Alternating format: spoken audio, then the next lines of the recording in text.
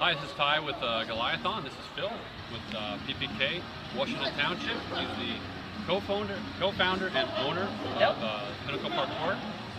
So Phil, tell us a little bit about PPK and what is parkour. All right, so PPK is, as you can see behind us, it's a very unique parkour training facility. So it's technically the first facility on the East Coast dedicated solely to parkour and free running. Parkour is French origin. It is a movement discipline. It's all about moving through your environment. So it's running, jumping, climbing, crawling, vaulting, and landing, jumping off of really high stuff if you've been training for a while. So it's it's like I said, it's a really cool movement art. It's a new way, or a relatively fun way to get into fitness and move around. So it's really cool. Yeah. So I see. It's not like your typical gym. I don't see any weights. I don't see any treadmills. Yeah, it's very different from your traditional fitness facility. We focus on the movements. We focus on jumping, landing, and overcoming obstacles. There's no treadmills. There's no equipment like you would find at selectorized machines or anything like that. It's all about your body moving through your environment. Yes. One of the things I really appreciate about parkour is how it teaches you to land and to recover from an obstacle that you maybe didn't complete or you fell off from. So sure. you can reduce your tendency to get injured. Yeah, absolutely. Definitely decreases the likelihood of you getting injured because you learn how to fall. You're really learning about how your body reacts through space and how your body moves. So jumping and landing and doing slap outs and parkour rolls, that's all part of it. So it's a big part of what we do.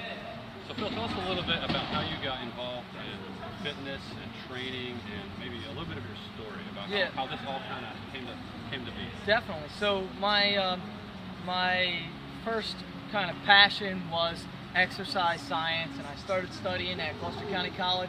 I got really excited about fitness, and I wanted to help people through health and exercise. I opened up my first gym, and I was doing a lot of personal training and group exercise. And then a few years later, I learned about parkour training.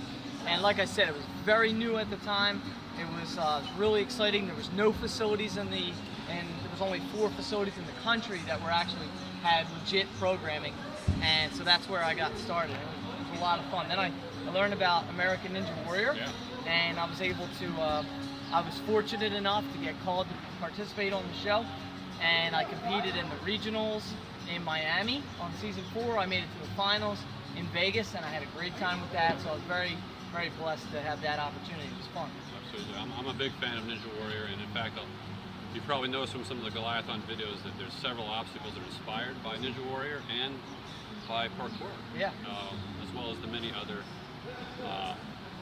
your regular mud racing type of obstacles and obstacle courses out there.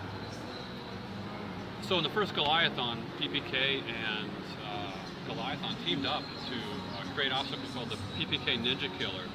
Phil designed it, and it was one of the few obstacles that nobody completed in the first Goliathon. It was extremely difficult. Yeah. And you yourself didn't complete it. No, it was really, really tough. And once it got wet, it was like almost impossible. So we're gonna maybe scale it back a little bit. I don't know, but it was doable. I mean, we were all, some of us were doing it like when we were testing it out, but it was definitely tough. It was extremely difficult because we had a lot of rain the day before, and that just kind of made things a little muddy. Yeah. So Goliathon is excited to have PPK with us for our next event on November 1st, and we'll be working and making another obstacle with you guys. And Ninja Killer 2.0. 2.0, oh my goodness. They kill twice as many ninjas. Yeah. So, Phil, I usually like to end the interviews with like a little, show us a skill or do something. A little dance? No dancing, sorry. No dancing at Goliathon. All right. No crying either. Yeah. Maybe you show us a skill or something that kind of sets yourself apart, or something that's kind of unique to you. Yeah, absolutely. So we were talking about this a little bit earlier. One of the skills that we teach in our facility and that we like to include in our obstacles is called a lâcher. And lâcher is a French term that means to let go.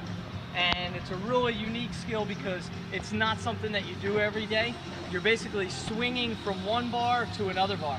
The distance doesn't really matter, but for our obstacle in the Goliathon, I think it was about 6 or 7 feet, so it was quite a big gap. Why don't you come on in, I'll show you what that looks like, and we'll try it out. All right, everybody clear the way. Clear it out. Yeah.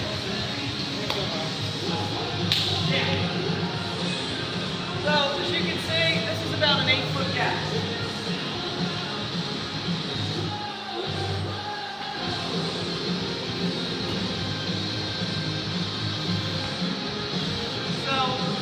The key to the lache is getting a really good swing.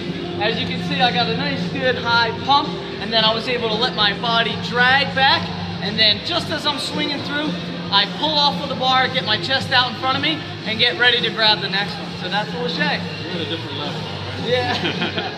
So Phil, thank you so much for showing us around, introducing us into parkour and the lache. And look forward to seeing all you guys coming out to see PPK soon and the Goliathon in November. Thanks. Cool. All right, we'll see you out there.